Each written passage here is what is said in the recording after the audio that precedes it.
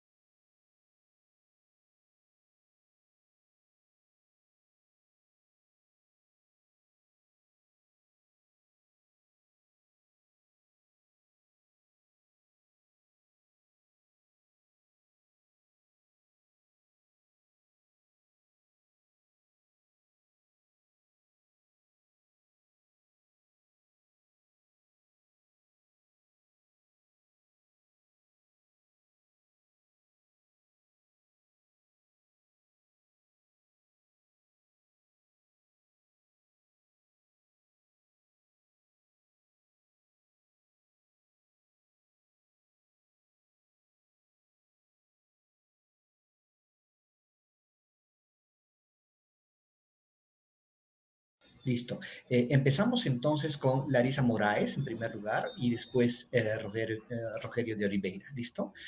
Larisa, el grupo es tuyo. Por favor, puedes compartir pantalla y en unos 15 minutos nos puedes explicar cómo has desarrollado tu trabajo. ¿Listo?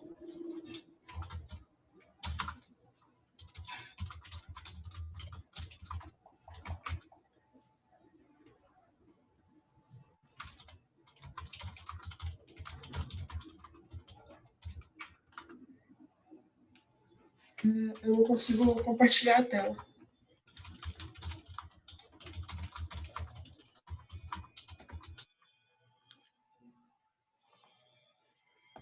¿No puedes compartir? Qué raro. Ahora,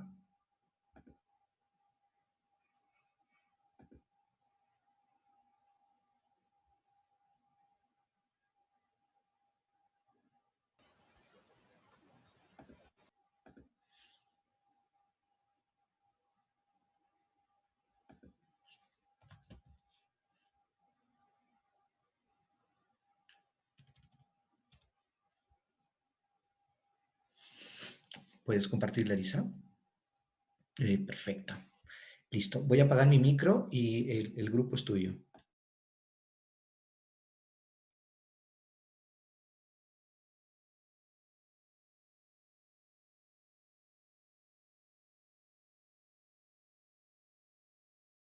Creo que está tu micro desactivado, Larisa, me parece.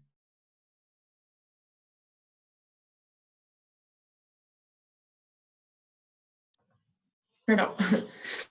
Basicamente, eu fiz sozinha e eu só nesse dia ainda estava bem iniciante no PyTorch. Tanto é que eu entrei nesse curso mais por conta do PyTorch.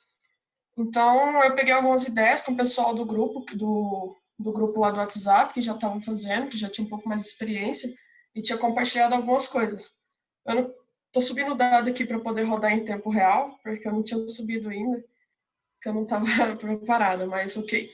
A parte de leitura dos dados e pré-processamento, eu basicamente peguei o que o pessoal estava fazendo e entendi um pouco mais do que eles estavam fazendo nesse código. Eu não lembro o nome, mas foi alguém que compartilhou o Git lá no grupo do WhatsApp. Eu não, me perdão, mas se quiser falar quem foi, pode falar, porque realmente eu sou péssima de nome. Então, basicamente, faz 2 pré-processamentos separadamente para casos normais e casos que já contêm o COVID, sempre redimensionando as imagens para a mesma dimensão, que seria de 256 por 256, já na escala de cinza, né? Então, a gente já converte essas imagens para tensor nessa parte de pré-processamento inicial e já permanece o mesmo esquema de deixar cada imagem numa pasta separada, né, de COVID e normal. A partir do momento que o pré-processamento foi feito, eu segui o mesmo código que o professor usou na aula, foi só mais para fazer algumas manipulações mesmo que eu fiz. Então, eu deixei inclusive as funçõezinhas que ele tinha usado. Eu fiz algumas alterações só na arquitetura, para poder adicionar as camadas que ele acabou dizendo, que foi basicamente o batch, o Max Pune, né, brincar um pouquinho com a Relu, ou tangente hiperbólica. Então, eu fiz mesmo dentro da própria CNN, coloquei condicionais, caso fosse um ou outro. Eu também não estava muito acostumada com a forma da arquitetura do PyTorch, então eu acabei seguindo dessa forma, mas depois eu vi que tem formas melhores de escrever isso. Então, a arquitetura em si eu não mudei muito, deixei as 3 camadas normais, uma camada para cada kernel, né, kernel diferente da convolução. Peguei uma funçãozinha básica só para pegar o tamanho da saída do modelo, depois vi que tem outras formas mais fáceis de fazer também, que já tem até meio que pré-pronto, assim, no PyTorch, para você pegar essa saída para antes de jogar para o linear, que eu percebi que no PyTorch você precisa da dimensão, né, da entrada para essa camada. Então, adicionei um dropout ou não, né, dependendo do condicional, também deixei em condicional o dropout. Todos sabem a função do batch normalization e dropout, tem todo aquele debate entre batch normalization atrapalha ou ajuda, o dropout é a mesma coisa. Então varia muito de modelo para modelo e testes para testes, né? A funçãozinha de treino que eu usei e de load da imagem foi a mesma utilizada na aula mesmo, pelo professor. E eu coloquei testes rodando diferentemente de acordo com as análises que eu ia fazer. Então, brincando um pouquinho com a arquitetura, adicionando ou não alguma coisa, alterando ou não os termos. Então, eu já fui deixando separadamente e plotando os resultados. Esse primeiro caso foi com normalização, com dropout e utilizando a função de ativação Relu, né? Então, eu já fui plotando as imagens também, que já dá para ver mais ou menos onde que ela tá quais filtros, né, ela está aplicando. Quem tem uma visão um pouco mais voltada à visão computacional consegue até perceber alguns filtros de bordas que as convoluções vão identificando, né? Que fica bem claro quando você printa as imagens a cada camada. Então, o batch normalization, né, eu acho bem interessante plotar o resultado que ele sai também. Acho que eu não plotei a acurácia. Tá aqui. Então, nesse caso, colocando todas essas funções, normalização, dropout de 50%, se eu não me engano, e Relu ficou com 96% de acurácia. Já um segundo momento foi a análise em cima do uso do dropout do Relu sem usar a normalização. Então, nesse caso, não teve tanta alteração na acurácia do modelo, mas ainda assim dá para perceber que sem a normalização acaba que a rede consegue focar um pouco mais em alguns outros tipos de filtro, não só de borda, né? Essa outra análise foi em cima da normalização sem usar o dropout, ainda com a função de ativação Relu. Então, em questões de acurácia, provavelmente deu um overfit legal aqui, porque 100% é bem raro, né? Mas como a base de dados também não é tão grande assim, então é possível esse resultado. Mas acaba que uma coisa que eu gosto de frisar bastante é a representação do que a convolução gera, né?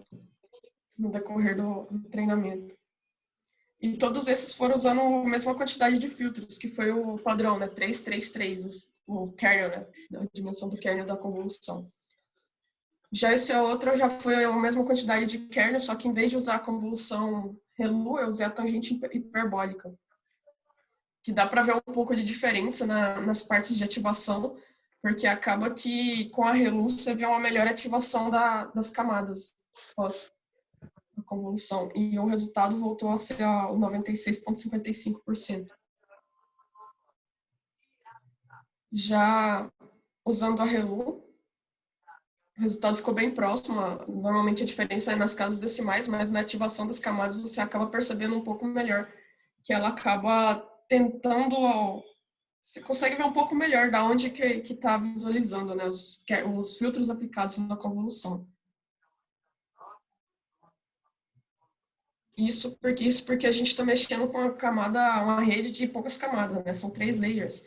Então, não tem tanto interferência assim a função de ativação nesse caso. Agora, quando a gente mexe em redes com um número maior de camadas, um número maior de parâmetros, a gente acaba vendo um pouco mais essa diferença, principalmente no decorrer do treinamento do modelo, quando se trata de classificação e predição. Então, nesse caso, a gente está mexendo com... Agora vai começar a variar os filtros de acordo com o que foi pedido no exercício também. Seria, inicialmente, um kernel 7, outro 5, outro 3, depois 5, 5, 3 e 3, 3, 3, que também foi considerado o meu padrão. Então, no primeiro momento, usando o 753, tem aqui um resultado, que ainda fica na diferença de casas decimais, que é de 96,55%, mas a ativação nesse caso eu esqueci de alterar a cor para a escala de cinza, então ficou um pouco diferenciado, né? Mas dá para ver que a ativação ainda é a ReLU, eu deixei a ReLU como padrão. Não se nota tanta diferença assim. Já nesse segundo caso foi o filtro de 553, o kernel, né, de dimensões. Em questões de resultado também não fez tanta diferença, mas já dá para notar um pouco na primeira camada de convolução aqui que teve um pouco mais de ativação, né, em relação ao modelo acima testado. E por fim, o 333, que também não deu tanta variação assim na acurácia, mas eu estava focando mais mesmo na representação das camadas em si, nas ativações e tal. E deu um pouco diferenciado. Sempre dá diferente, né? Porque não, é impossível dar igualzinho, uma coisa da outra. Ainda mais que a gente está alterando o kernel, mas a gente consegue ver diferença nessas camadas, nos filtros, né? Que acaba gerando no decorrer das convoluções. Eu sempre acho bem interessante visualizar nessa parte. Bom, foi basicamente isso que eu fiz e eu deixei assim separadinhas, assim, para ficar mais fácil a visualização do que aconteceu no decorrer das análises em si. Muchísimas gracias, Larissa. Tengo una pregunta. La base de datos que has utilizado, recuerdo que la primera base de datos que les di tenía pocos datos, me parece que eran 100 porque me equivoqué, pero después les di una base de datos que tenía aproximadamente 1000 y pico imágenes, 1000 imágenes con COVID y 1000 imágenes de normal y otras enfermedades más. Has usado la base de datos pequeña, ¿verdad? Verdade. Eu não vi essa segunda base, eu acabei usando só a primeira mesmo. ¿Cuántas imágenes tenías en la base de datos? Deixa eu confirmar aqui. Não lembro de cabeça.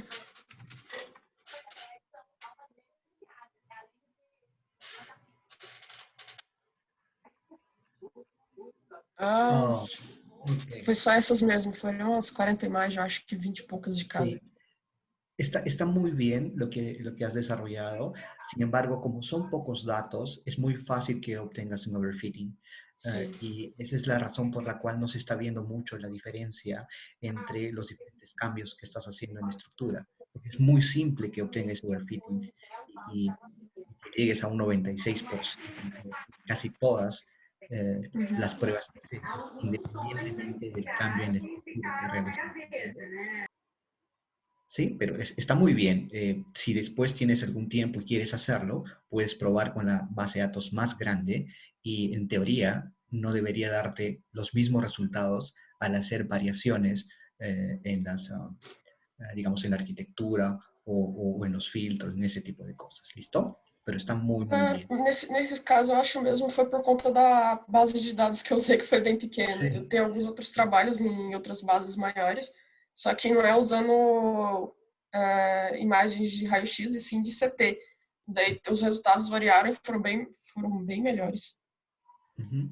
Muy bien. ¿Alguno de ustedes tiene alguna pregunta para Larisa, por favor? Muy bien, muchísimas gracias, Larisa. En verdad ha sido muy, muy buen trabajo. Sí, ¿podrías, por favor, Rogerio, exponernos tu trabajo también? Posso sim, vou compartilhar o link do Colab aqui.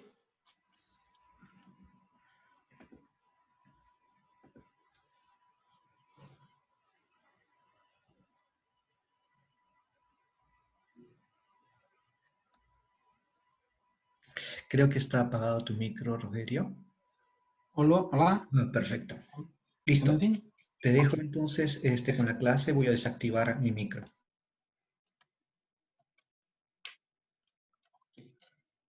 Só um minuto. Eu vou...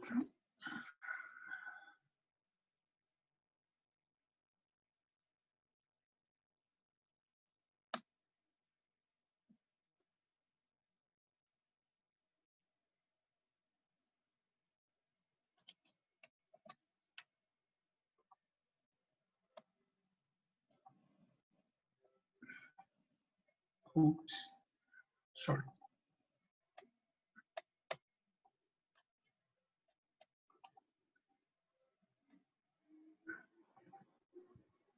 Desculpa.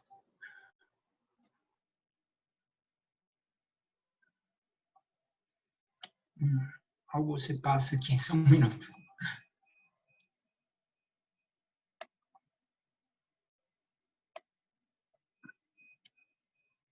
Eu vou compartilhar os links aqui que eu vou usar nessa apresentação aqui, tá?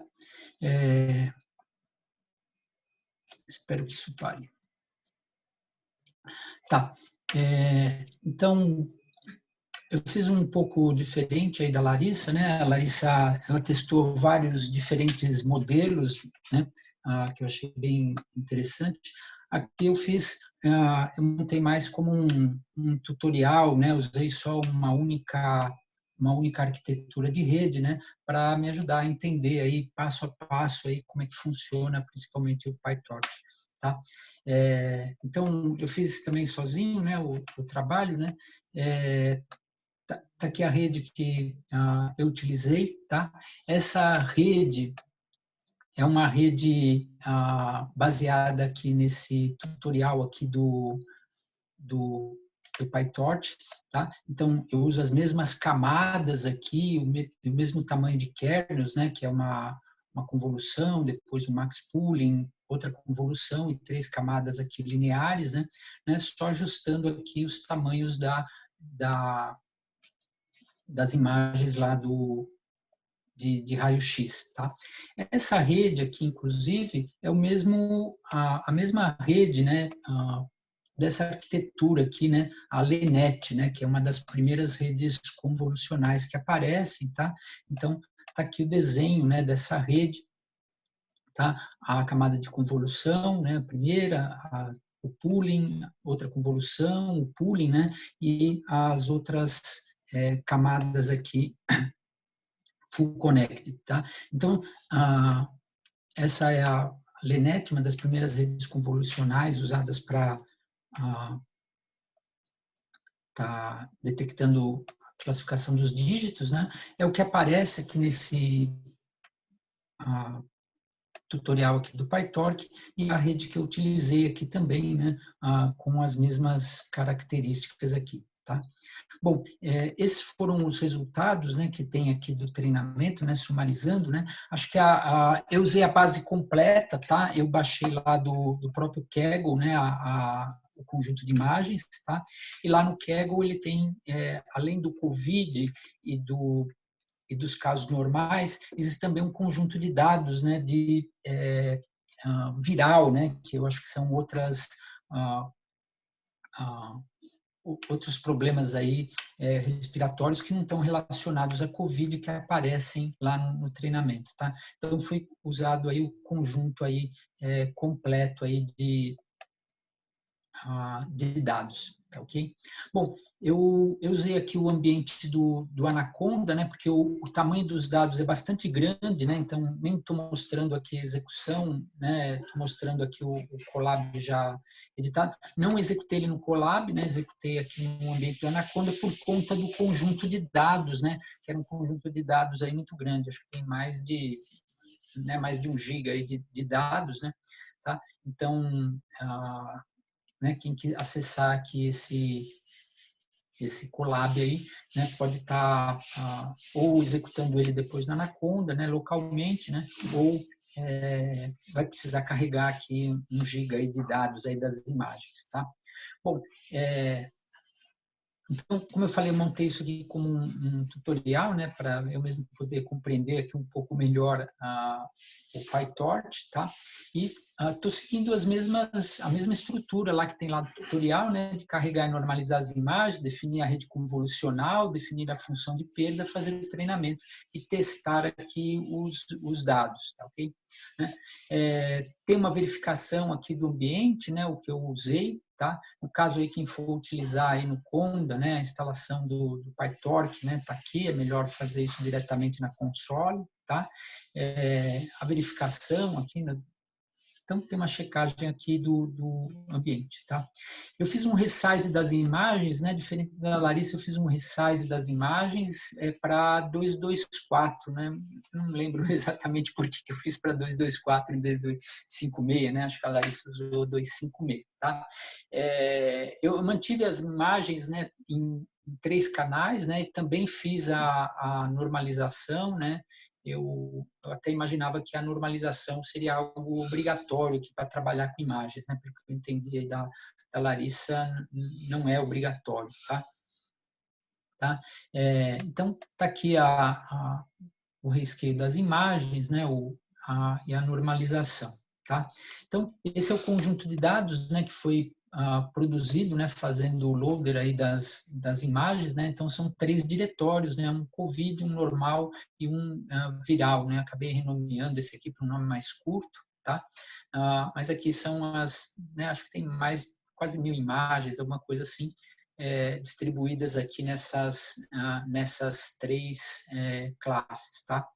Os batches foram de 4 aqui, tá? Nesse treinamento, tá? E aqui tem a exploração de algumas imagens, né, carregadas, só para poder estar mostrando como trabalhar essas imagens, né, como está exibindo essas imagens, tá? Aqui apresentando, né, como é que fica os tensores, né? Lembrando, né, isso aqui está quase como um tutorial aí mostrando passo a passo, tá? Mostrando, né, a questão aqui das dimensões aqui dos tensores, né? Aqui a gente tem na primeira posição aqui os bets, né? A rede convolucional está definida, como eu falei, é a mesma estrutura da Linete, né? Tá? Só ajustado aqui alguns elementos aqui por conta do tamanho, né? E aqui eu faço uma execução, né, de camada a camada, tá? Camada a camada foi executado e mostrado aqui tanto as imagens, né, produzidas como as entradas e saídas aqui dos tensores, tá ok?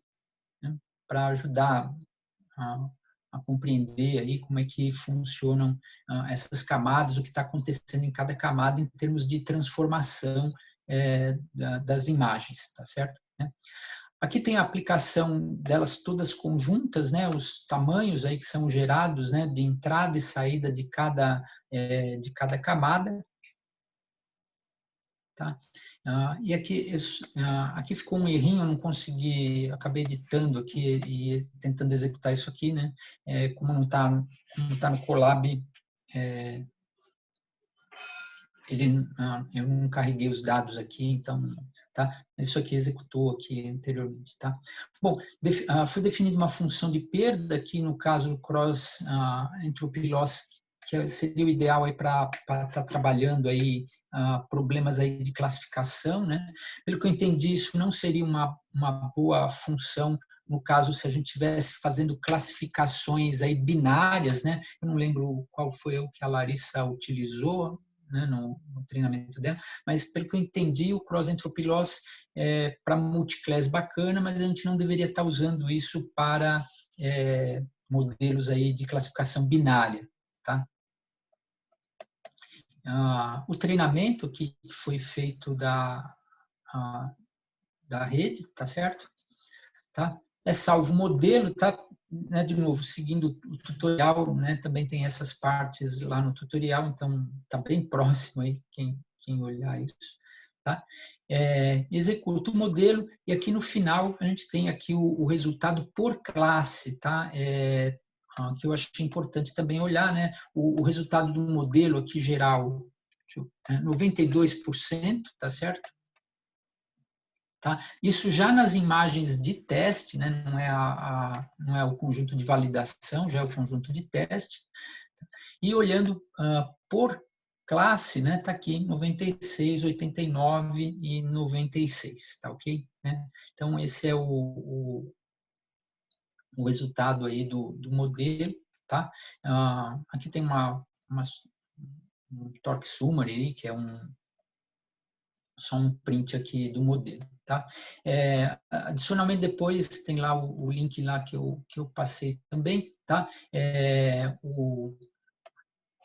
Um colega aí apontou, né, que algumas imagens tinham um R, né, que estava um R nas imagens, né, o Newton, né, Duarte, obrigado, Newton. O Newton verificou que algumas imagens tinham um R, né? Não sei se a gente mostra aqui esse R, mas ele aparece em algum lugar aí, tá? E ele deu uma ideia de fazer um cut, né, da parte esquerda superior, né, dessas imagens, né, arrancando a maior parte dos R's para ver o resultado do treinamento, tá? E o resultado aqui, ó, no final foi até melhor, né? Tá? O resultado aqui global, em vez de 92, foi 96, né? E o resultado foi bastante melhor fazendo retirando esse símbolo, né, que tinha nas imagens né, normais lá, tá? Talvez isso tenha inserido aí um outro viés, tá? Eu não usei na minha execução GPU, tá? Mas num outro laboratório aqui eu alterei, né, o Colab lá inicial para fazer o uso de GPU e tá aqui o ganho, né, que teve aqui nesse treinamento. Tá utilizando GPU, utilizando a GPU do meu computador, tá? Só tem uma GPU, uma NVIDIA GeForce, tá? E o tempo aqui, né, a gente passou aqui a ter o treinamento, né, com GPU aí sendo, aqui no caso, quase menos da metade, né? E os testes, tá? E é isso. Espero que, né, como eu falei, não é uma pesquisa assim de melhores modelos, né, como a Larissa fez, mas é um tutorial aí que eu fiz para eu mesmo poder estar entendendo melhor o torque, se for útil para vocês, né, está aí disponível. Muchísimas gracias. ¿Alguno de ustedes tiene alguna pregunta para Rogerio? Creo que el tutorial va a servir para muchos, así que de repente lo puedes disponibilizar. Porque está bastante claro, ¿no? Sin embargo, también es interesante que puedan, digamos, contrastar la teoría con la práctica, haciendo los ejercicios que les había indicado, por ejemplo, cambios en cuanto a los tamaños de los filtros, cambios en cuanto a los tipos de optimizadores, para que vean lo que ocurre y experimenten lo que dice la teoría, ¿no? Porque uno puede leer y puede memorizar lo que dice la teoría, pero cuando tú pones en práctica, la probabilidad de que te olvides es diferente, es mucho menor porque lo estás experimentando.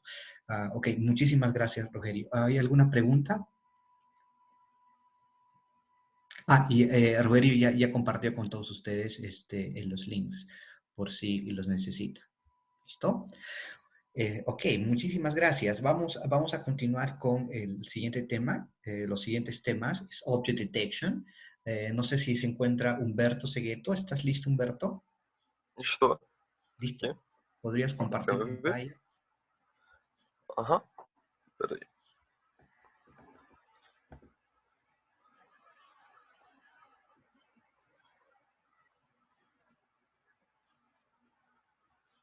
Eu fiz certo? Tá compartilhando. Vocês estão vendo o meu collab? Tá.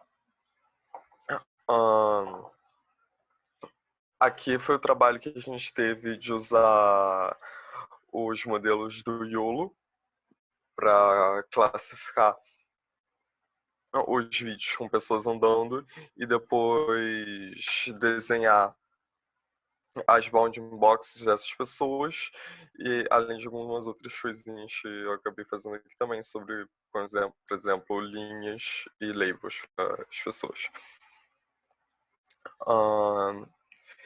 Bom, o que eu usei aqui foi basicamente a biblioteca do YOLO, que o professor tinha dado, da Ultralytics,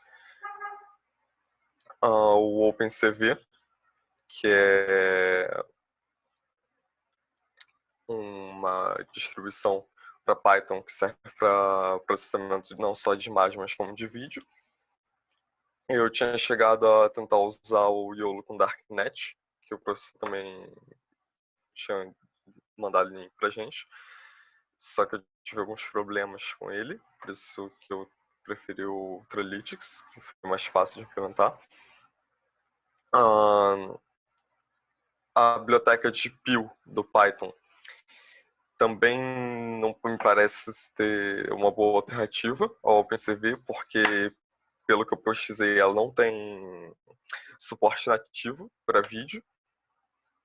Então, seria necessário alguma outra biblioteca de Python que conseguisse capturar o vídeo e depois gravar o vídeo editado que a gente fosse criar. Primeiro aqui a gente tem a instalação do YOLO.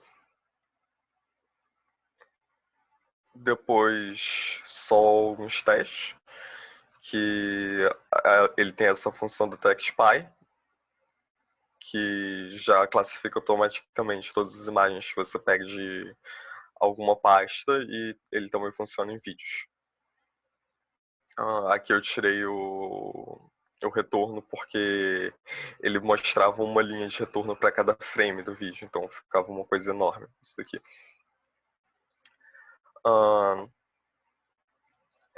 Essa função do TechSpy, ela é muito conveniente, porque ela é muito simples de usar, só que eu não consegui encontrar algum jeito fácil de transformar o vídeo que essa função do TechSpy cria para ficar do jeito que a gente precisa. Então, o que eu usei foi o tutorial que eles têm do PyTorch Hub, em que a gente dá load no modelo que eles usam e aqui a gente vai usar ele como pré-treinado e sem verbose, já que a gente só precisa rodar ele em alguns vídeos para detectar pessoas, que são coisas que o modelo já está treinado para detectar. Aqui só a funçãozinha de cálculo de distância, que a gente precisa para calcular a distância dos centroides. E depois eu fiz um teste nisso daqui, não para um vídeo, mas para uma imagem. Então eu usei a própria imagem que eles disponibilizam para teste dentro da biblioteca. A gente pega a imagem usando o CV e fornece a imagem para dentro do modelo, sendo necessário aqui no caso fazer uma pequena alteração nela, porque o CV ele usa um padrão de cores BGR e não RGB. Então aqui a gente teria as dimensões e depois os canais da imagem. Então a gente precisa inverter esses canais. Por isso que é necessário essa indexação aqui. Essas funções aqui, elas são inatas ao retorno do modelo. Elas servem para mostrar alguns resultados, também no caso do save, para salvar esses resultados da imagem. E ele também tem o atributo .xyxy, que é uma lista de tensores, um tensor para cada imagem que foi fornecida ao modelo, e cada um desses tensores ele tem um formato bidimensional, onde na primeira dimensional a gente tem n entradas, uma para cada objeto que foi detectado, e na segunda dimensão a gente tem as características, digamos assim, desse objeto, que seria o par XY1, o par XY2, que são respectivamente o vértice superior esquerdo e o vértice inferior direito da bounding box, a confiança que o modelo tem nesse objeto, nessa classificação, e a classe, que é que tipo de objeto o modelo acha que esse objeto é. A gente transforma isso daqui em um array e cria uma lista que vai ser as pessoas que a gente vai ter aqui. E essa lista de pessoas eu fiz já calculando centroid, que vai ser esse primeiro XY aqui. Eu também salvei as coordenadas dos vértices, que é algo que a gente vai precisar. E mais um atributo aqui para salvar qual é a cor com que a gente tem que desenhar essa pessoa. O jeito que a gente faz esse filtro é checando a classificação, e a classe 0 é a classe de pessoas. Depois disso que a gente tem uma lista com todas as pessoas, a gente define uma distância mínima. Essa distância que eu usei no caso 100 pixels, mas é um tanto arbitrário isso, porque na imagem nós temos nos vídeos a gente vai ter várias perspectivas diferentes, então 100 pixels não necessariamente quer dizer qualquer distância real no mundo físico, mas também não é nada fácil criar uma função que fosse de fato calcular uma distância real. Então, por enquanto, eu só usei isso mesmo. Aí que faz o cálculo de distância, checa se a distância for menor do que a distância mínima. A gente reclassifica os dois objetos como vermelho em vez de verde e desenha uma linha entre os dois centroides. E é que para todas as pessoas a gente desenha um retângulo em volta dessa pessoa. Aqui eu também coloquei um label de pessoa para todas as pessoas que não estavam, digamos assim, em perigo de colisão. E também usei uma outra função no caso, mesmo assim, mas enfim, do OpenCV para escrever um texto no canto superior esquerdo. Então, do resultado de teste, a gente vê que foi esse daqui, que é bem o que a gente esperava. Vocês podem ver que, no caso, 100 pixels ainda não é suficiente para nenhuma dessas três pessoas serem consideradas em colisão. Mas aí seria só uma questão de aumentar a quantidade de pixels se a gente quisesse ver logo de cara essas pessoas estando em colisão.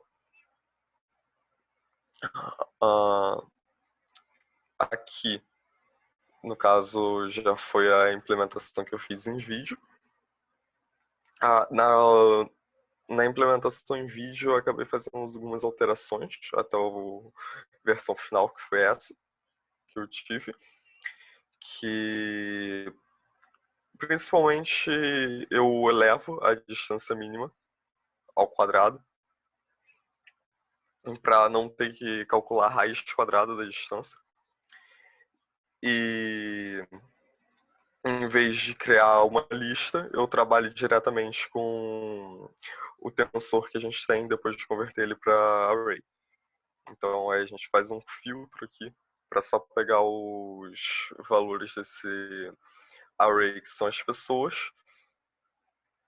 E como a gente, nessa última coordenada do array, já não tem mais informação nenhuma pra gente, porque todas elas estão com número 0, que é a classe da pessoa, eu uso essa coordenada do array para marcar as pessoas que estariam em colisão. De resto, o código é essencialmente o mesmo. Mas aqui eu também incluí uma tagzinha de perigo para as pessoas. Se a gente fosse ver os resultados,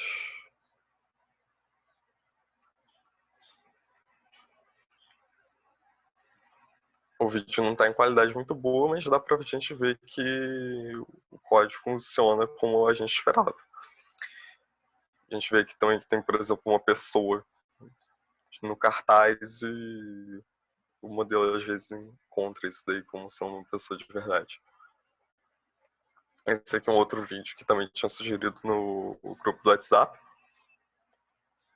que tem bem mais pessoas do que o outro vídeo, uma perspectiva diferente. E aqui eu também tinha incluído, dá para ver um contador para o número de colisões.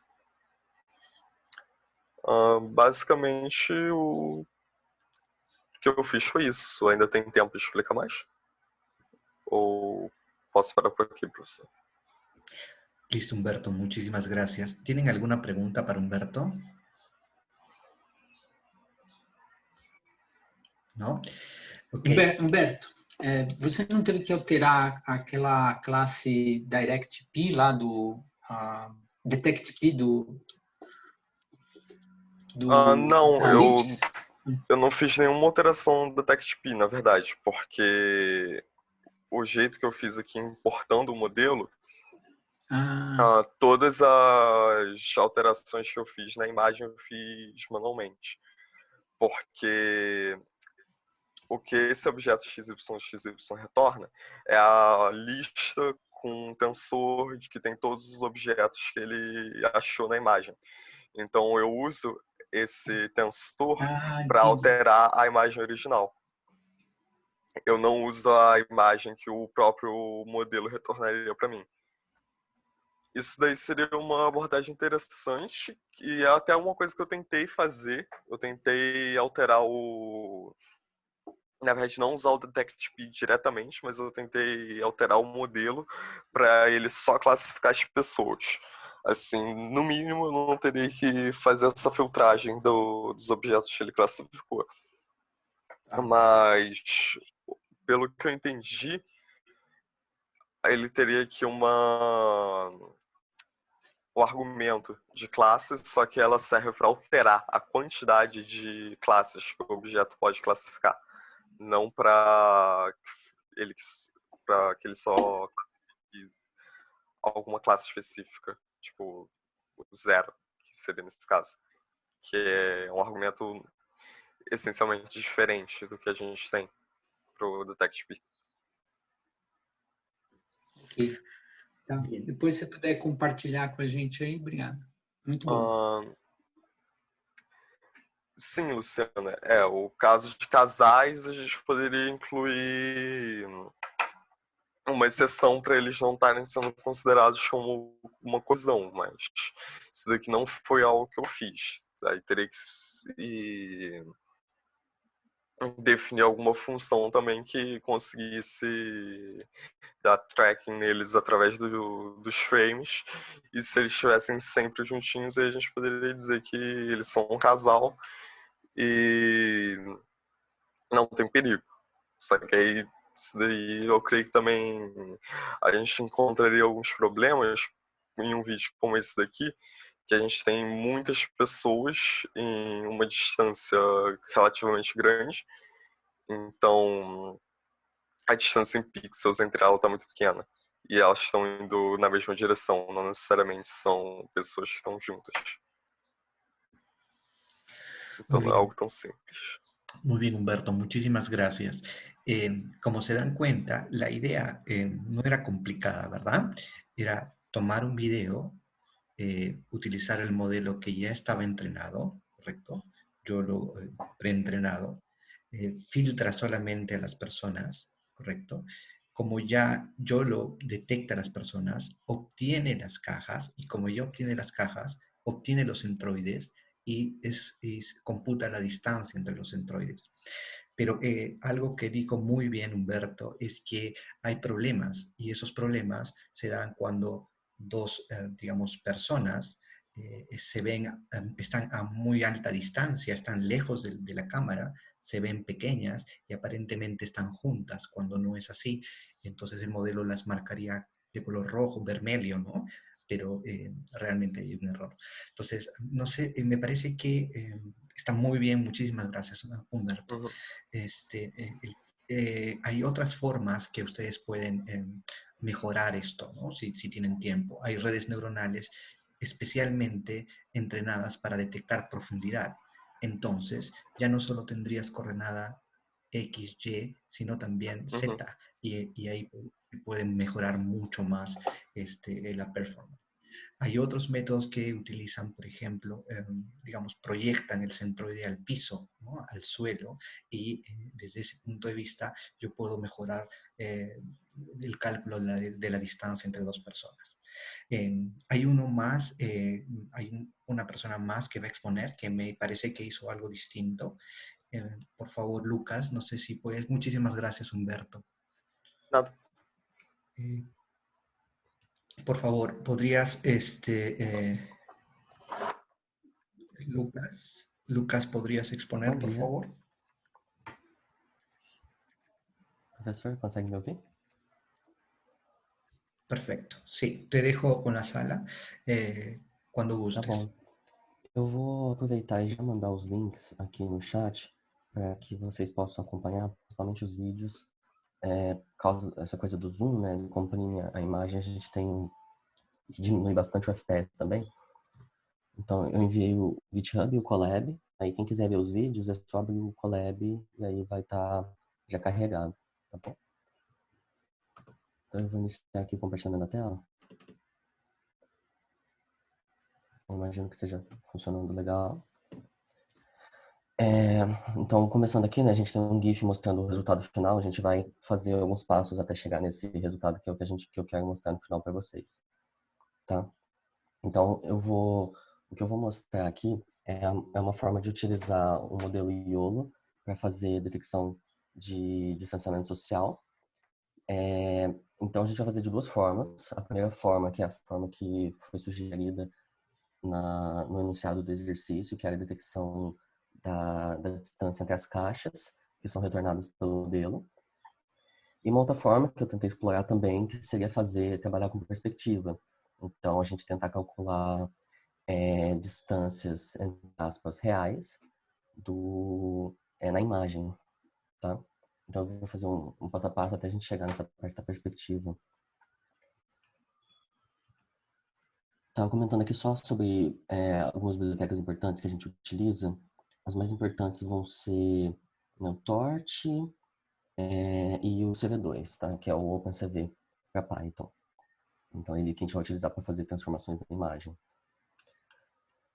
Os dados que eu utilizei, o vídeo que eu utilizei é o vídeo aqui do Civilab EPFL. A referência está lá no final, tá? O link para baixar esse daqui. Aí eles permitem que a gente utilize eu utilize esse vídeo. Então eu vou mostrar como é que é o vídeo. Então, o vídeo aqui é esse. Eu espero que seja bom o suficiente para vocês verem o vídeo no Zoom. Então, vocês podem abrir o Colab e o vídeo está carregado lá. Tá? Então, a gente tem uma câmera fixa e tem várias pessoas andando, e essas pessoas se aproximam, se afastam no vídeo. O fato da câmera ser fixa é muito bom, porque a gente consegue ver que a gente tem uma noção praticamente exata de como é que está a perspectiva da imagem. Tirando dimensão, a gente consegue fazer uma perspectiva muito legal, porque as linhas são paralelas no chão. Isso vai ser importante para a gente mais tarde. Então, o vídeo é esse, pessoas se afastando, pessoas se aproximando. O modelo que a gente vai utilizar vai ser o YOLO V5X. Então, eu tomei a liberdade de aumentar o número do modelo. Peguei o YOLO V5, aí no caso eu peguei o V5X, porque é o melhor, né? Eu falei, não, tô no Colab, eu posso. Então, no Colab a gente não precisa restringir. Estou usando a GPU, claro. Então, o que esse modelo faz é você passar a imagem para ele e ele te retornar as caixas. Foi exatamente como o Humberto mostrou. Tá? Ele retorna para você as coordenadas das caixas, nível de confiança, essas coisas. Então, vamos lá. A primeira tarefa que a gente vai fazer vai ser detectar as pessoas e desenhar as caixas em volta delas. Então, o cálculo da distância é simplesmente o cálculo das distâncias entre os centros dos retângulos, os centros das caixas. Então, é isso que ele está fazendo. Tá? Em seguida, como é que a gente detecta uma pessoa numa imagem? Então, dado que você tem uma imagem aqui, para a gente detectar a pessoa numa imagem, a gente passa essa imagem pelo modelo, né? A saída do modelo, a gente consegue acessar aqui esse XY, né? Como o Humberto mostrou. A gente tem as coordenadas das caixas, o nível de confiança e qual é a classe. Então, é isso que a gente vai usar. A gente filtra altos níveis de confiança apenas, e a gente filtra também apenas pessoas. Então, finalmente, o que a gente tem quando a gente passa uma imagem para o modelo? A gente vai ter onde estão as pessoas apenas com alto nível de confiança. Tá? Isso é o suficiente para a gente. Então, só comentando aqui o que mais a gente faz, a gente itera sobre cada par, né, de pessoas e calcula a distância entre elas. Se a distância for pequena, a gente coloca em vermelho. Tá? Então, isso aqui é importante que tem aqui. E como é que a gente faz isso para um vídeo? Dado que você tem um vídeo, a gente simplesmente itera sobre o vídeo e desenha a imagem em cima de cada frame do vídeo. Então, a gente passa um vídeo aqui, a gente captura o vídeo, a gente meio que cria um novo vídeo, onde a gente vai salvar o vídeo anterior, e a gente itera sobre o vídeo anterior, detecta as pessoas, né, desenha as caixas e salva no novo vídeo. Tá? Então, a gente tem dois vídeos, né, o vídeo original, um novo vídeo, a gente itera sobre o vídeo original, detecta pessoas e salva no novo vídeo. Então, se a gente aplica aqui a ferramenta, a gente pode visualizar o resultado aqui. De novo, se o vídeo ficar ruim, que eu já tive umas experiências ruins com o Zoom, por favor, olhem lá no Colab, que eu enviei o link. Eu acho que o resultado vai ficar melhor, a qualidade da imagem. Então, o resultado é esse aqui. Os retângulos verdes em volta das pessoas. E isso funciona para mais de uma pessoa, tá? E aí, quando a pessoa se aproxima, os retângulos ficam vermelhos e aparece uma linha ligando eles. Ok, isso funciona, tá? Só que tem um problema. Aquela moça lá no fundo, tentando na porta, ela tá bastante longe, né? E ele acabou detectando como perto. Justamente o que o professor falou sobre a questão da perspectiva. Pessoas que estão muito longe dão a impressão de que estão muito perto porque a distância né, vai se deformar lá no fundo. Então, a gente não tem essa noção de distância real. E aí surgiu aquela ideia de trabalhar com perspectiva. Então, eu vou apresentar aqui alguns exemplos de imagens trabalhando com perspectiva, para ficar bem claro o que a gente está tentando fazer. Então, vamos lá. Eu vou fazer o que é chamado de bird's eye view. É como se eu estivesse tendo a visão de olhos de pássaro, ou seja, eu estou olhando por cima da imagem, esse é o meu objetivo, olhar por cima da imagem, não de frente em ângulo, certo? Então, vamos supor, esse aqui é o primeiro frame da imagem. Ele vai servir como exemplo agora, por enquanto. Vamos supor que eu escolha esses 4 pontos que eu escolhi aqui na mão mesmo, tá? Eu abro um editor de imagem, escolho esses 4 pixels, sei as posições dele na imagem, tá? Só que tem um diferencial. Eu sei que isso é um retângulo na vida real, tá? Isso aqui vai ser um retângulo na vida real porque as linhas são paralelas aqui na imagem. E aí eu vou criar o quê? Eu vou criar uma transformação desse, o que parece ser um trapézio, para um retângulo na vida real. Então, eu defino aqui uma função chamada getPerspectiveTransform, onde eu passo do trapézio para o retângulo, né, do quadrilátero para o retângulo, e depois transformo a minha imagem. Tá? O resultado é esse aqui. Então, se a gente olhar, essa imagem que eu estou mostrando aqui, ela é a mesma desse trapézio, só que ela foi transformada. E aparentemente, eu estou trabalhando aqui com medidas reais, né? Medidas reais não, estou trabalhando aqui com proporções reais, como se eu estivesse olhando por cima mesmo. E isso é muito legal, tá? Isso vai servir muito pra gente. Nessa imagem eu consigo calcular as distâncias entre as pessoas sem deformação. Então eu posso calcular distâncias euclidianas entre as pessoas. Tá? É legal, isso aqui já resume o que vai ser feito, tá? Então eu vou ter pontos aqui, vou levar eles para esse espaço aqui, e aqui eu calculo a distância. Só que mais que isso, acho que ia ficar legal se a gente desenhasse caixas ou círculos em volta das pessoas. No caso, eu vou trabalhar com círculos. E olha que legal, se eu usar essa mesma transformação, vamos supor que eu desenho um círculo na imagem final. Tá? Essa imagem que eu tenho aqui em cima, vamos supor que eu desenho um círculo. Tá? Se eu aplicar a inversa da perspectiva, ou seja, voltar para a imagem, o resultado é esse. O círculo também é deformado. Tá? Então isso vai ser muito útil para a gente poder desenhar círculos em perspectiva, né? Circunferências, no caso.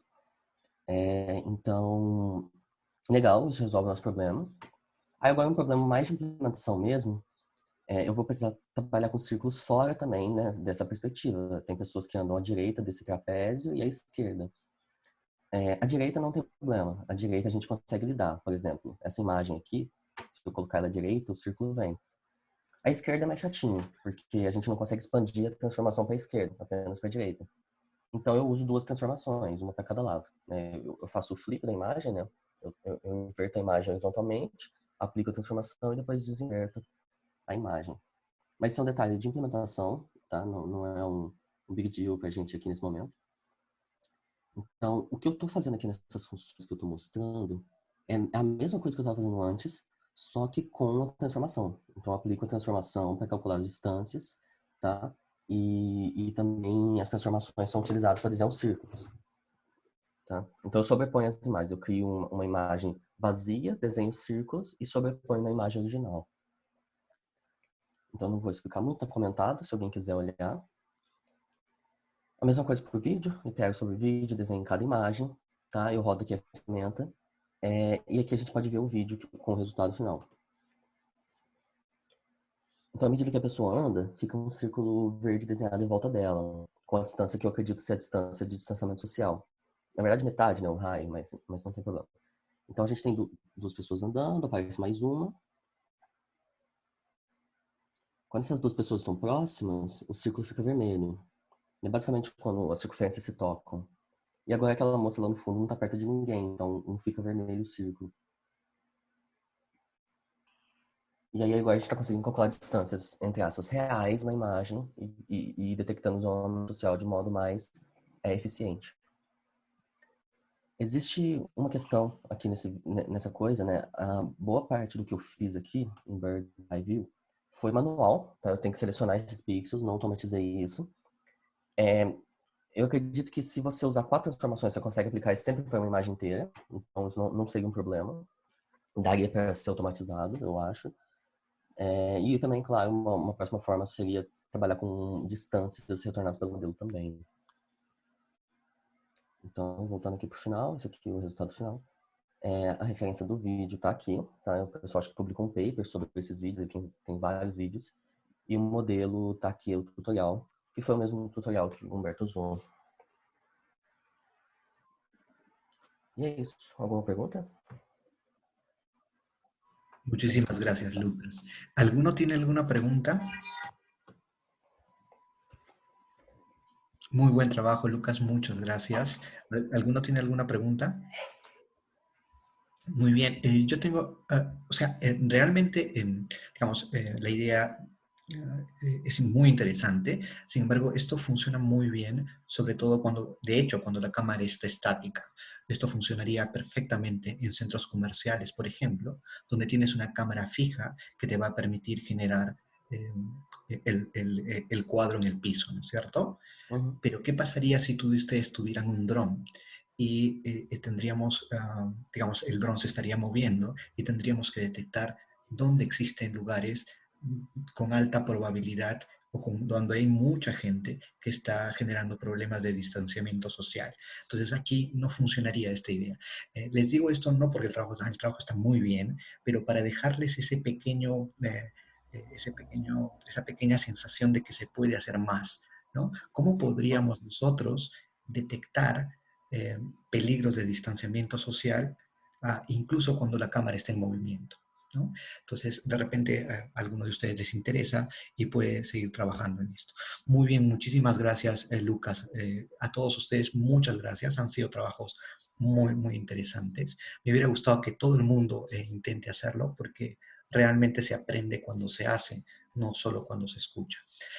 Bien, vamos a continuar. Les había prometido hacer el último tema, entonces vamos a finalizar con el tema de ahora. El tema es, déjenme compartir pantalla, por favor.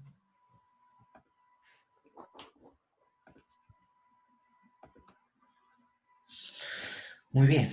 ¿Se ve la pantalla? ¿Sí? Ok, entonces el tema que vamos a ver para concluir es Generative Model, Generative Adversarial Networks, las redes GAN. Es un tema bastante trivial, no es nada complejo, conceptualmente es bastante fácil, entonces no va a haber, creo, ningún problema. ¿Listo? Entonces, quiero que observen esta diapositiva y miren, son diferentes rostros, son rostros que no existen, generados todos por computador. El rostro generado en 2014, este que pueden ver aquí, ¿sí? Obviamente parece una foto un poco antigua, pero se da para ver que es un rostro, ¿no? El 2015 ha habido muchas mejoras, imágenes a color, ¿sí? Aún se nota un poco de problemas en cuanto a los ojos, por ejemplo, y podríamos detectar que es una imagen generada por computador. El 2016 tienen una mejora impresionante, pero miren el 2017, la imagen generada por Generative Deep Learning nos da una imagen de un rostro que probablemente, o estoy prácticamente seguro, que ninguno de nosotros podría darse cuenta que ese rostro que estamos mirando es un rostro que no existe en realidad y que ha sido generado por computador. ¿Correcto? Ok. Todos estos rostros que están viendo aquí, todos, absolutamente todos, son generados por computador. Ninguna de esas imágenes que están viendo existe en realidad. Todas son creadas por una máquina. Y es extremadamente potente porque ninguna persona con dos dedos de frente podría decir que estas imágenes no pertenecen a una persona real, ¿no es cierto? No da para poder distinguir entre si es una persona real o no. O sea, es prácticamente imposible, ¿no? Pero son creados por computador. ¿Y a quién se le debe el poder de este tipo de cosas? A estas redes, las redes GAN. ¿Listo? Voy a tratar de explicarles muy rápidamente, es bastante simple en realidad, pero vamos a ver que estas redes GAN realmente son dos redes, ¿no?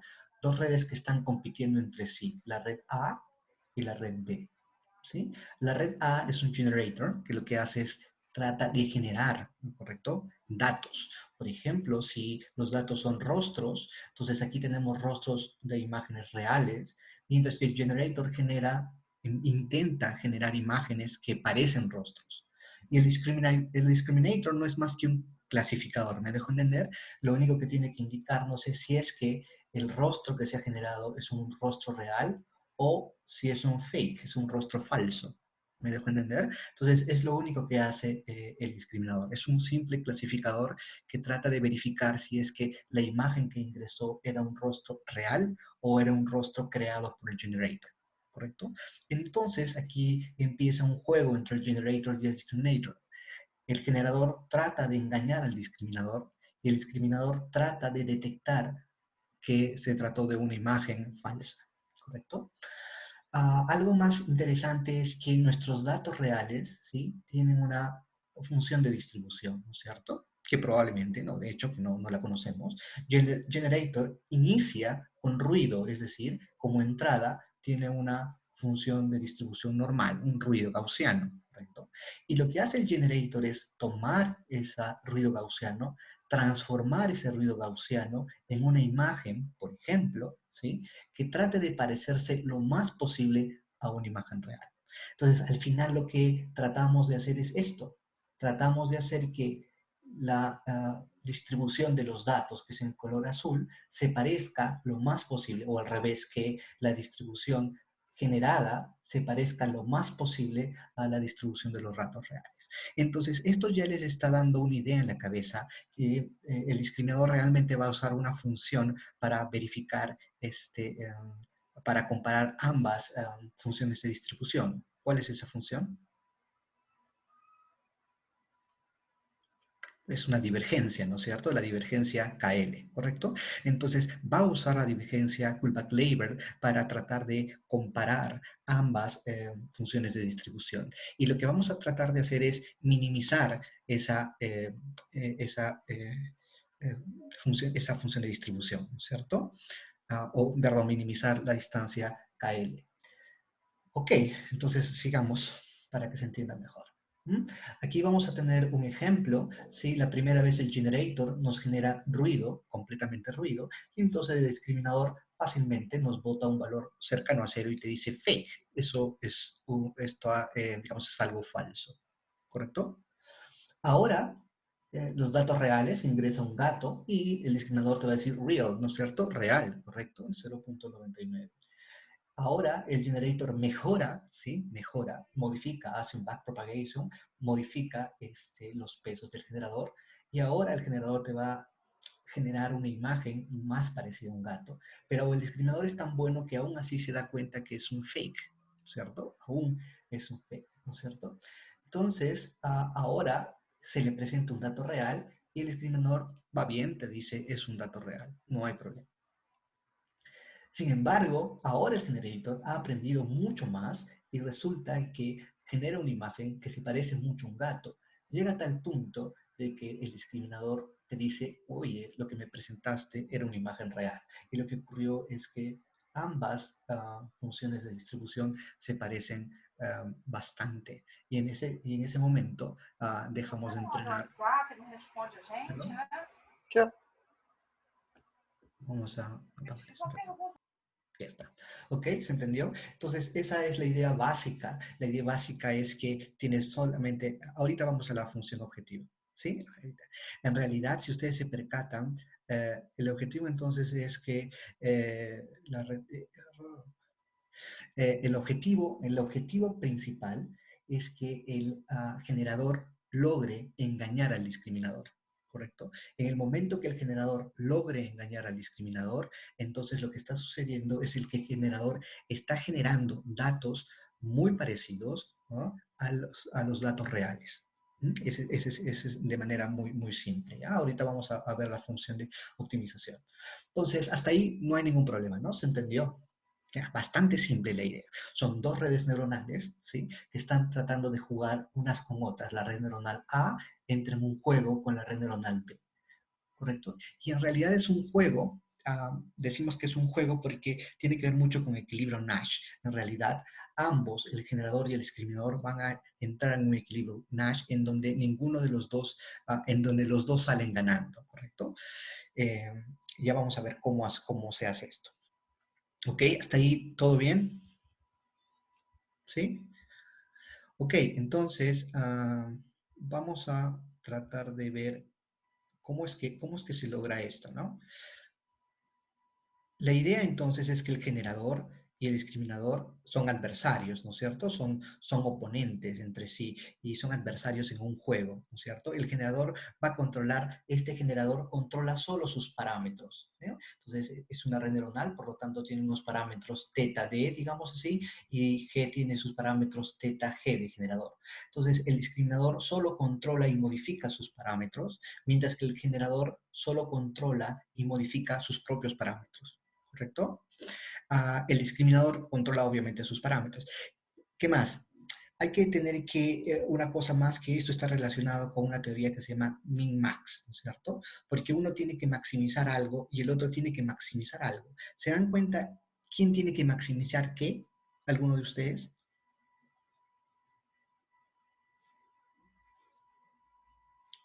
¿Alguno de ustedes se da cuenta quién tiene que minimizar qué y quién tiene que maximizar qué cosa?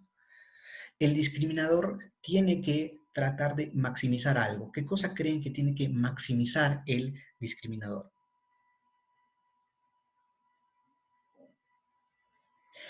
Este discriminador va a tratar de maximizar, al revés, vamos a tratar de maximizar el error. ¿Cómo así? ¿El error cuándo? Déjenme ver que mi lápiz no se ve bien. Esto, entonces, este discriminador va a tratar de maximizar el error del generador, ¿correcto? Entonces, cuando el generador manda un dato falso, entonces trata de maximizar, ahí hay error. Mientras que el generador trata de minimizar, si lo estoy engañando, entonces cada vez que yo le pase una imagen, debería darme un error cero. Si me da un error cero, quiere decir que lo he logrado engañar. ¿Me dejo entender? Y entonces, es así como aprende. Hay un min-max. ¿Se entendió hasta ahí? ¿Cómo evitar que el generador genere solamente una imagen real? ¿Cómo evitar que el generador genere solo una imagen real? ¿Qué sería una solución trivial? No comprendo muy bien tu pregunta, Bruno. En realidad, el generador va a generar muchas imágenes, ¿no es cierto? Varias imágenes. Y ya vamos a ver por qué y cómo se puede hacer eso. A ver, sigamos. Hasta ahí, todo bien, ¿no es cierto? Vamos a ver la función de pérdida del discriminador. Voy a hacer algo muy, muy rápido con ustedes, ¿ya? La función de pérdida del discriminador. Primero quiero preguntarles algo. ¿Se han dado cuenta de que el discriminador es realmente un clasificador? Y es también un clasificador binario. Si es un clasificador binario, ¿podrían darse cuenta ustedes inmediatamente cuál sería la función de pérdida?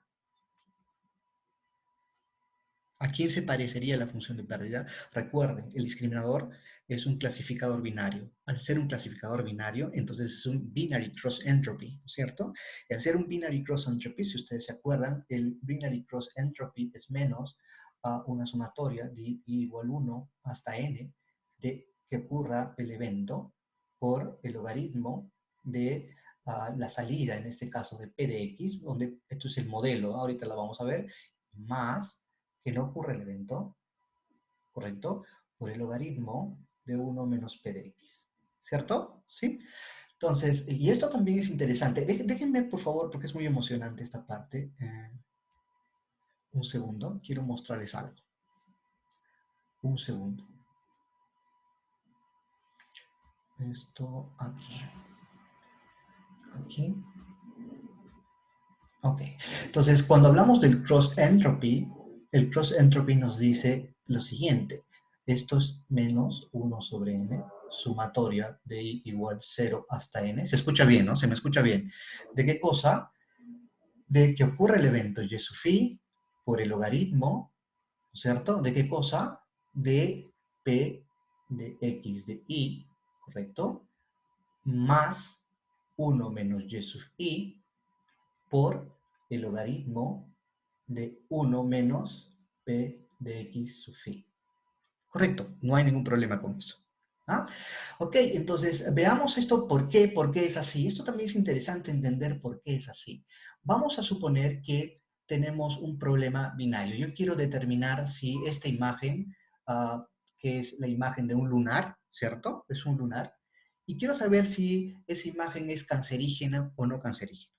Entonces, la etiqueta en este preciso momento es 1. Si es 1, significa que tiene cáncer. En otras palabras, nosotros sabemos por defecto, nosotros ya sabemos, ¿correcto?, que y es igual a 1. ¿Se entiende? Ya sé que y sub phi es 1. Si yo sé que y sub phi es 1, significa que tiene cáncer. ¿Correcto? Entonces, esto quiere decir que esta parte no se va a ejecutar, ¿no es cierto? Porque si es 1, es obviamente 1 menos 1, 0, y todo esto no se ejecuta, ¿no es cierto? Esto va a ser un false, ¿no? Y esto es true, que sucede el evento, ¿no es cierto? 1. Ahora, la pregunta es, si y es 1, y resulta que el modelo, este modelo aquí, esto representa el modelo, me da un valor de 1, entonces, ¿cuánto sería el error? ¿Se entiende lo que les digo? Exacto, entonces el error tendría que ser 0. Si es que fuese 1, entonces aquí sería 0 el error. Entonces, a medida que el modelo me está dando valores más pequeños que 1, el error empieza a crecer. Por lo tanto, yo tengo que tener un modelo o una ecuación matemática que me represente este comportamiento, ¿no es cierto? Y esto significa, esto es menos logaritmo de p de x sub phi, que es justamente esto que está acá, ¿no es cierto? Ahora, si y sub i fuera 0, si nosotros sabemos que y sub i es 0, eso querría decir que estaríamos en el caso en donde sabemos que la persona no tiene cáncer. Si sabemos que la persona no tiene cáncer, entonces, claro, no es, Redis puede aprender a ignorar su entrada y usar alguna distribución. Ahorita solo nos estamos concentrando en la función de pérdida de cross entropy binary. ¿Ya? Si y fuese 0, entonces no se activaría esta parte y se activaría esta otra parte. ¿Correcto? Si se activa esta parte, la pregunta es cómo debería ser la función de pérdida, cómo debería de ser, ¿no? Entonces el modelo debería aproximarse a algo, ¿no es cierto? Entonces, si fuese 0 y resulta de que toda esta parte de aquí, digamos, el logaritmo de p sub phi me da 0, ¿no es cierto? ¿Me están entendiendo bien? Déjame ver aquí. Y el modelo realmente me retorna 0, entonces, ¿cuál sería el error? Debería ser 0, ¿no es cierto? Y entonces el comportamiento debería ser así. Cuanto más me acerque a 1, entonces el error debe ser mucho mayor. ¿Estamos de acuerdo? Entonces, esa es la razón por la cual en este lado, si ustedes pueden usar, no sé, una calculadora para graficar esto y se van a dar cuenta que es exactamente lo que estamos viendo. 1 menos p de x sub phi. ¿Cierto? Pero esta ecuación que estamos viendo aquí es la ecuación que ustedes conocen del binary cross entropy, ¿no es cierto? Para un clasificador binario. Mi pregunta es, ¿realmente el discriminador es un clasificador binario? Y la respuesta es, efectivamente, es un clasificador binario. Entonces, esa es la razón por la cual ustedes pueden ver el parecido tan fuerte entre la función de pérdida del discriminador en relación a el binary cross entropy. ¿Se dan cuenta? Esto es una clasificación positiva y esto es una clasificación negativa, pero percátense que son muy parecidas las funciones, ¿no es cierto? ¿Sí se entiende? Perfecto. Entonces aquí está justo 1 menos el resultado del modelo y aquí es simplemente el logaritmo del resultado del modelo.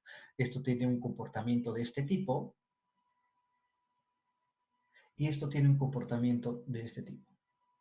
Esa es la función de pérdida. ¿Ok? ¿Se entendió? Ok.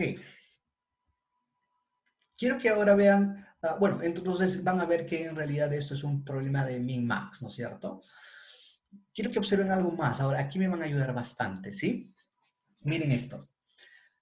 Lo que nosotros queremos es,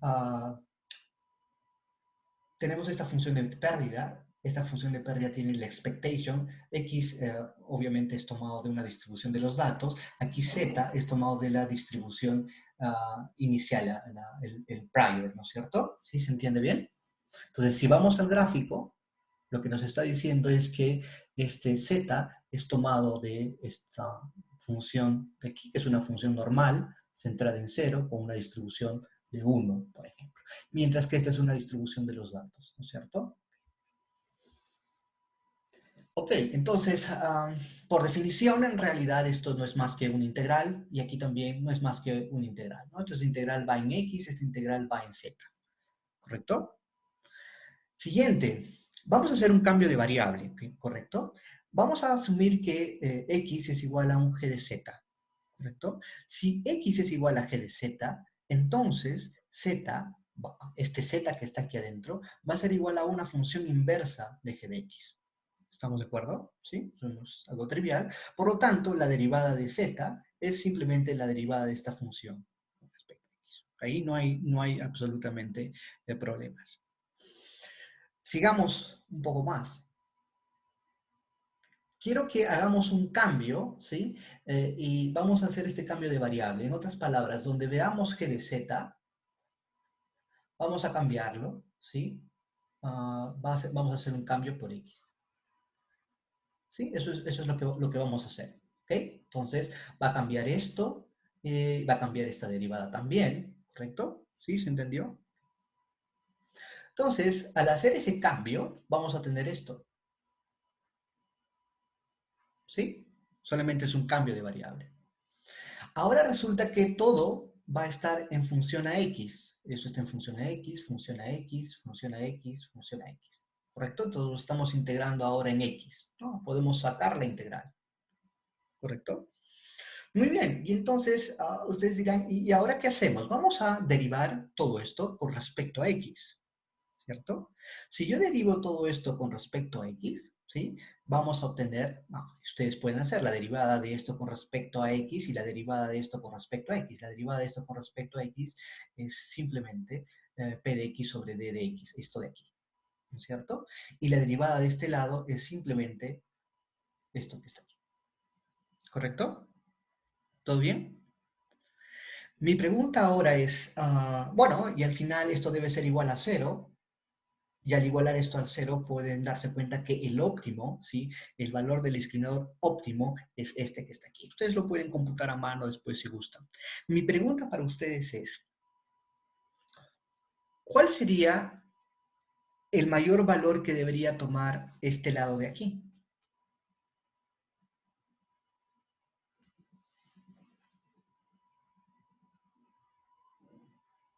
¿Por qué un medio?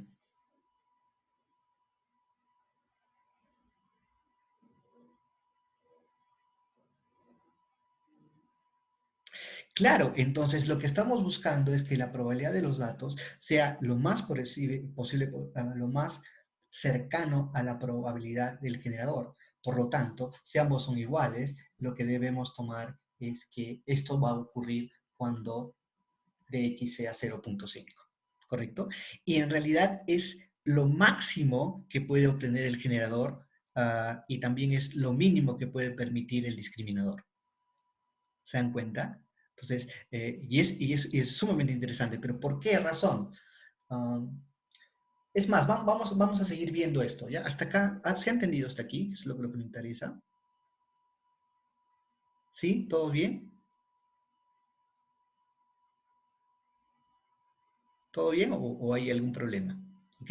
Si me han entendido bien, ahora vamos a hacer una cosa. En mi función original voy a cambiar todo mi función original está aquí. Vamos a cambiar todo de x por el óptimo. Entonces voy a colocar el óptimo. ¿Sí? Estoy modificando y estoy colocando aquí el óptimo. ¿No es cierto? Aquí estoy colocando el óptimo. ¿Correcto? Ok, si nosotros colocamos ahí el óptimo y jugamos un poco con el álgebra, miren lo que estoy haciendo, ¿ah? Lo único que estoy haciendo es que este lado de aquí, ¿sí? Lo estoy dividiendo entre, realmente le estoy multiplicando por 2 aquí, lo estoy multiplicando por 2 aquí, y le estoy quitando 2 veces logaritmo de 2. Eso es lo único que estoy haciendo, ¿no es cierto? Al multiplicar todo esto por 2 es lo mismo que dividir esto entre 2, es lo mismo que dividir esto entre 2. Así que no hay problema, menos logaritmo en base a 4. Pero esto que está aquí, todo esto que está aquí, si se dan cuenta, es la distancia o la divergencia KL, ¿correcto? La divergencia KL entre la probabilidad de los datos y esta parte que está aquí. Lo mismo sucede aquí, es la divergencia KL entre esto que está aquí y esto que está aquí. ¿Mm? Y yo les preguntaré a ustedes, ¿y eso qué rayos es? ¿Alguien se da cuenta qué estoy haciendo ahí?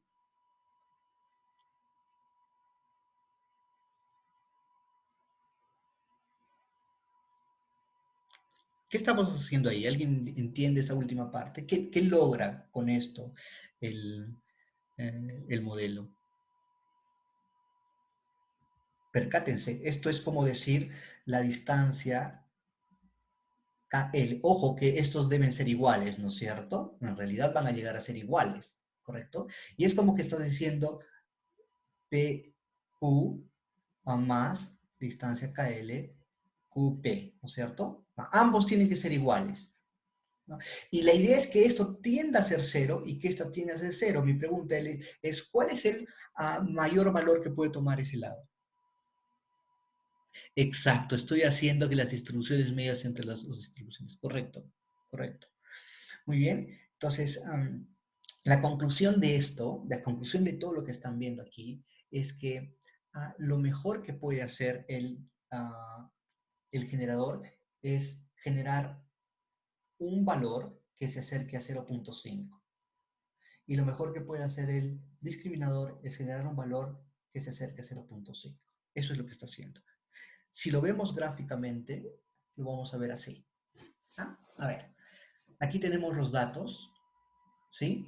Y esta es la primera vez el discriminador. El discriminador empieza bastante errático, ¿correcto? La primera vez, hasta que encuentra un valor generado y entonces te dice, ok, esto es falso. Entonces aquí es 1 y aquí tiende a ser 0. Entonces los datos, los valores reales te disparan un 1 y los valores falsos te disparan un false. ¿Correcto? Entonces, pero ahora el discriminador mejora y ahora es mucho más certero, ¿no?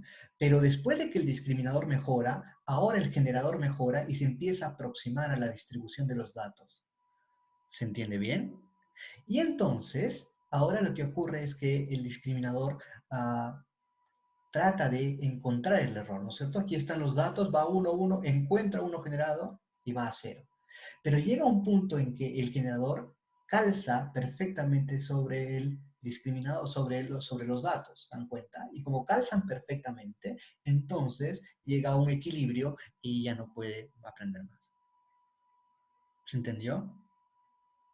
¿Se entendió bien? Perfecto. Y eso es sumamente interesante. En realidad es lo que hacen las redes GAN. No hay más ciencia en esto. Es sumamente interesante. Tienes un generador, ¿correcto? El generador recibe como entrada ruido, ¿correcto? Ruido. Es una distribución no necesariamente normal, ¿correcto? Es solamente un ejemplo. Y lo que hacemos es tomar samples, tomamos ejemplos de ahí, que en realidad es ruido, ¿no? Es ruido. Que no tienen ninguna aparentemente no hay ninguna información relevante, y lo que hace el generador es transformar, ¿no? Transformar esa entrada en algo que se parezca mucho a los datos. ¿Mm? Vamos a ver después el algoritmo cómo es. Aquí creo que está puesto el algoritmo.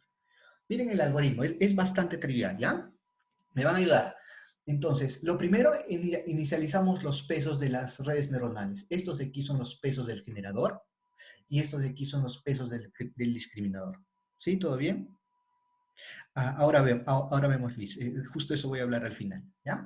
Entonces, correcto. Hasta ahí ninguno de ustedes tiene un problema. Luego vamos a recorrer, ¿no?, todos los batches. Entonces, tomamos de 1 hasta B, tomamos un batch, luego otro batch, luego otro batch. Ahí no hay ningún problema también. Todo el mundo me entiende.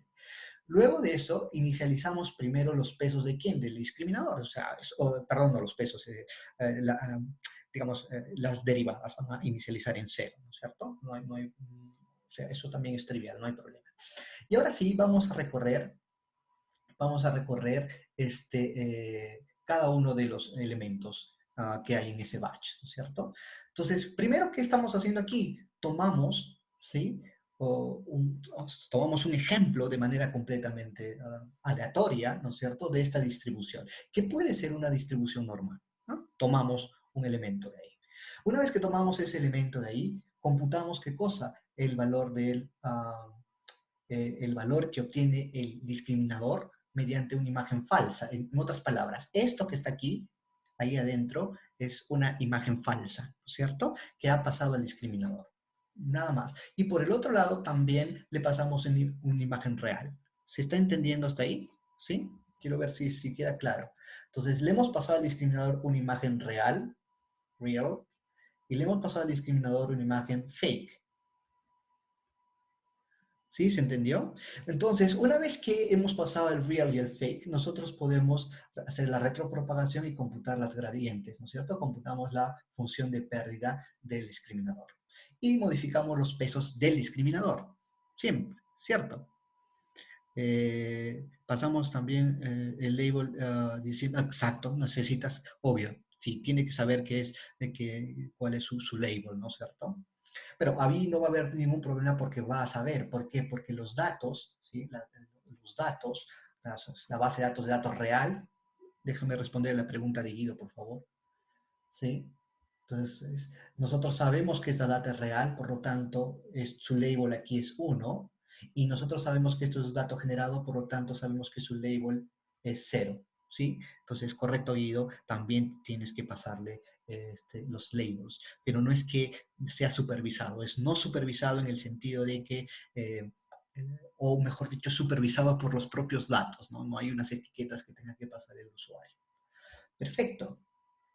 Hasta ahí todo bien, ¿no es cierto? Y luego modificamos los pesos. Entonces, si dan cuenta, es una red neuronal común y corriente, ¿sí? Entonces, que recibe, digamos, dos conjuntos de datos, el fake y el real, computa la función de pérdida, retropropaga y modifica sus pesos. Y aquí actualiza los pesos.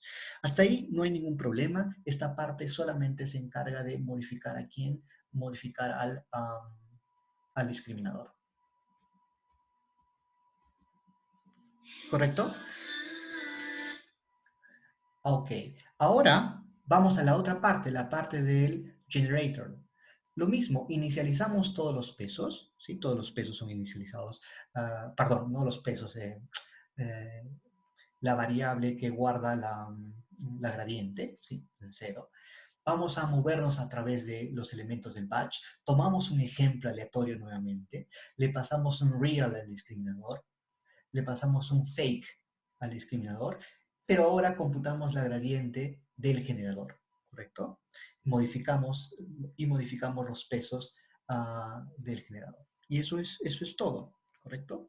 Entonces, pero no lo hacemos en paralelo en el sentido de que primero modificas al discriminador y después modificas al generador. Y así sucesivamente hasta que se logre el equilibrio entre ambas. ¿Ok? ¿Se entendió bien?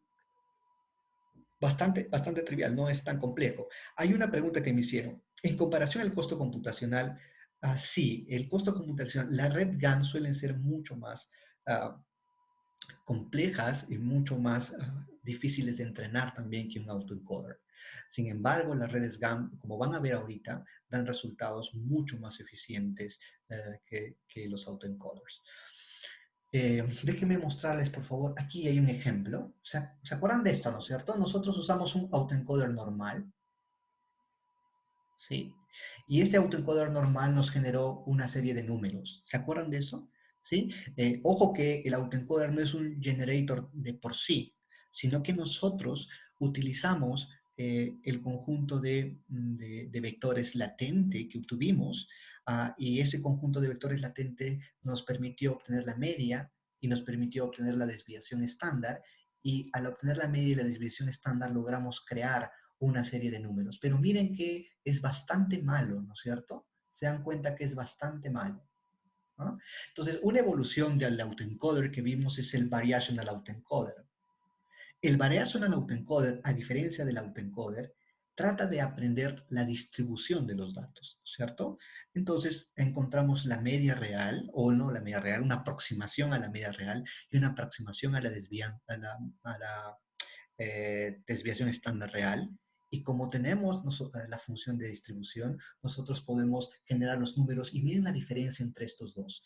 Es bastante fuerte, ¿no? Entonces aquí los números están bastante bien hechos. Sin embargo, todavía existen varios pequeños errores. Se ven las imágenes un poco distorsionadas, no muy claras. Entonces, una evolución de BAE son las redes GAN, y las redes GAN, como ustedes han visto, tratan de hacer que el generador pueda confundir al discriminador. Entonces, se hace este proceso, se entrena este proceso hasta que se obtienen estos resultados. Pueden ver definitivamente que el resultado del GAN es muy superior al resultado del BAE. ¿Sí? ¿Se entendió bien? ¿Sí? Pero son redes más complejas, son redes que necesitan mayor entrenamiento, y obviamente requieren más recursos computacionales. Eso es también cierto, ¿no? El otro problema es que son muy inestables en el sentido que es fácil que, por ejemplo, el generador se estabilice muy rápidamente y te genere las mismas imágenes siempre. Ese es un problema, fuerte. El otro problema es que el discriminador sea tan potente que si es tan potente, lo que va a ocurrir es que siempre va a dar, digamos, va a dar un valor cero, o sea, siempre va a detectar al generador. Y si siempre detecta que el generador generó una imagen falsa, me dejo entender, su salida va a ser digamos, va a ser cero, y entonces no va a poder modificar los pesos del generador y no va a aprender. Ese es otro problema. A ver, profesor, si entendí correctamente entrenando, a ver, espérate.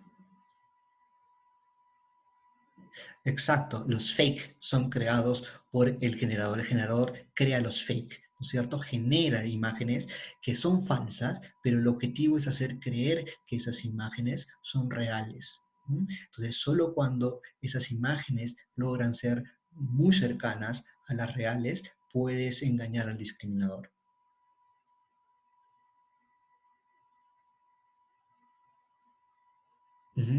Ok.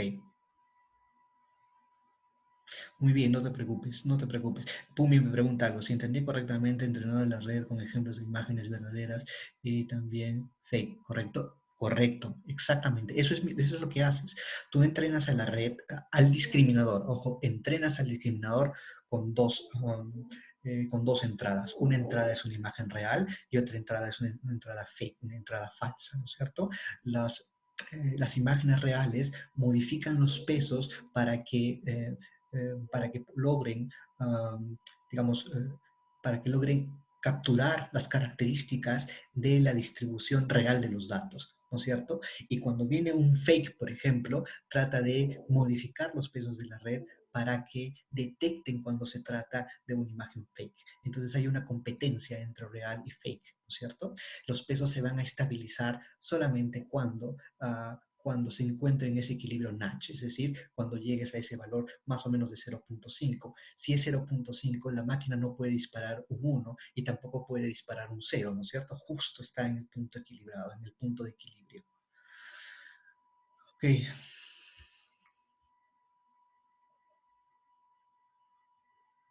Un discriminador sabría identificar las fotos de las personas fake como fake. Eso es justo una de las cosas interesantes de esto, ¿no? Entonces, uh, aquí hay algunos ejemplos. Mira esto, Augusto. Aquí tienes algunas imágenes, ¿cierto? Y estas imágenes, añadiendo sonrisa, removiendo la sonrisa, no sé, añadiendo lentes. Cuando añades lentes, o sea, si añades sonrisa a estas imágenes, obtienes estas con sonrisa, obtienes estas removiendo la sonrisa y estas removiendo los lentes, ¿sí? Entonces, eso. También, es que esto no está aquí. Déjenme un ratito, un segundo, déjenme ponerles la diapositiva correcta.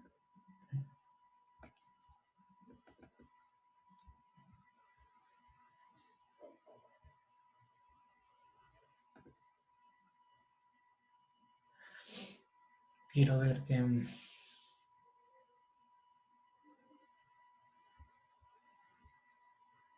Bueno, no se nota, eso es un video realmente, ¿no? Muy conocido. Cómo logran cambiar la textura o copiar la textura de un modelo a otro. Ahí está. ¿No? Entonces, eso. Entonces, estas redes GAN se utilizan para muchas cosas. La idea, Augusto, es que logremos engañar a ese discriminador y cuando le des personas fake... al revés. No sé, nunca lo he probado, pero sería súper interesante, ¿no? O sea, entrenar al modelo para que detecte cuando es una imagen fake. Sí. Ok, eso. Muy bien, eso es todo lo que quería enseñarles hoy día. Quiero agradecerles mucho, en verdad, a todos ustedes. Espero haberlos ayudado. Muchas gracias por los trabajos que han hecho, han sido muy buenos trabajos. Nada, y eso es todo. Voy a disponibilizar a todos ustedes los datos, las presentaciones, los collabs, para poder ayudarlos. Les quiero mandar un abrazo a todos ustedes y nada, eso es todo. Muchísimas gracias por haber participado en el curso.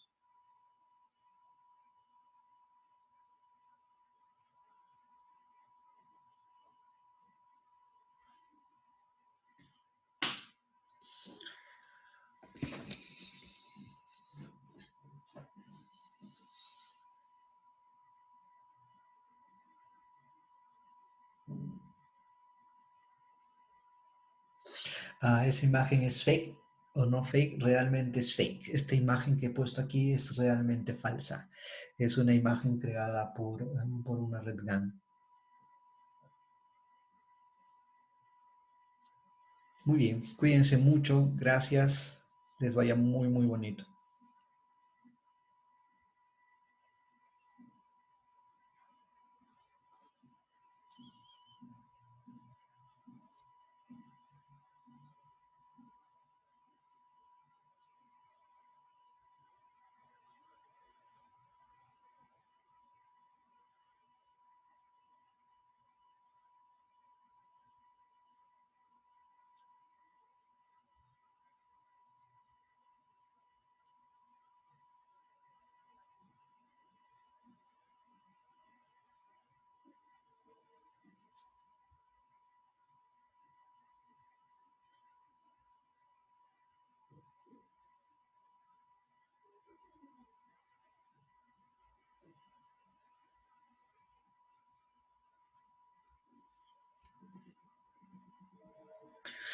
A ver, Pumi, dice, pensando fuera de la caja, imagina que una determinada imagen generada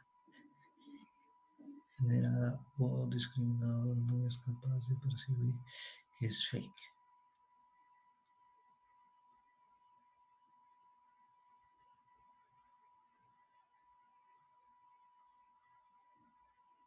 Professor, posso explicar minha pergunta? A ver, explícame. É que eu fiquei pensando o seguinte, né? Os colegas estavam se perguntando se a própria GAN é capaz de reconhecer uma imagem fake que ela criou, se ela é capaz de perceber que é fake, né? Então, imagina o seguinte, que nós geramos uma imagem e ela é uma imagem gerada, portanto é fake, e que depois que a gente coloca no GAN, no discriminador, para dizer se é fake ou não, ela diz que é real. Aí a gente faz o seguinte, pega essa imagem fake, coloca na rede de treino, treina novamente todo a GAN e daí cria mais uma imagem, né? Se essa imagem novamente o discriminador diz que é verdadeira, embora ela seja fake, você retroalimenta e assim você procede. Eu fico me perguntando se qual seria o limite desse procedimento se nós ficássemos iterando dessa forma. Es una pregunta interesante. Es una pregunta interesante. ¿Sabes qué? Podemos probar eso en en el slide que te he pasado. Hay un código de una pequeña GAN donde podemos experimentar eso y a ver qué ocurre. ¿Ya? Entonces, te lo voy a pasar y vamos a ver qué ocurre. No estoy seguro. No estoy seguro realmente que pueda pasar. Pero sí es interesante. Lo que quiero que entiendan también es que estas redes GAN pueden servir para muchas cosas, ¿no es cierto? Una de las cosas que hace es data augmentation, ¿no? Entonces, cuando tú tienes un conjunto de imágenes, por ejemplo, para entrenar un modelo B, la GAN se entrena para generar nuevos modelos que permitan alimentar a esa otra red neuronal. O sea, es realmente potente. Eso. Eso, pero sobre tu pregunta no estoy seguro, Pumi, si funcionaría o no. Habría que probarla. ¿Te parece si te paso ese pequeño GAN y haces algunas pruebas? Sim, obrigado, agradeço. Ya, beleza. Oh, sí, claro que sí. Gostaria de agradecer. Oh, perdão. No, gracias a ustedes. Realmente ha sido una experiencia muy, muy enriquecedora y hay muchas cosas que aprender. Esto es un tema muy, muy, muy apasionante, la verdad. Eu gostaria de agradecer também, professor, pelas aulas, foram excelentes.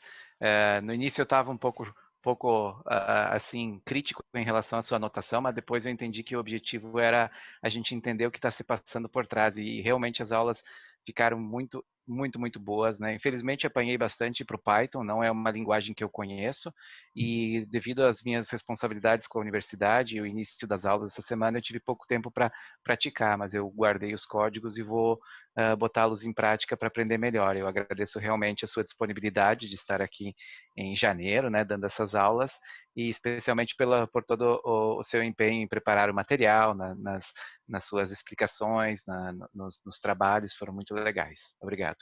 Gracias a ustedes. Un abrazo, que les vaya muy bonito. Cuídense mucho. También quiero agradecerte, Jorge, por la oportunidad. Ha sido una experiencia muy, muy linda. Gracias, Jorge.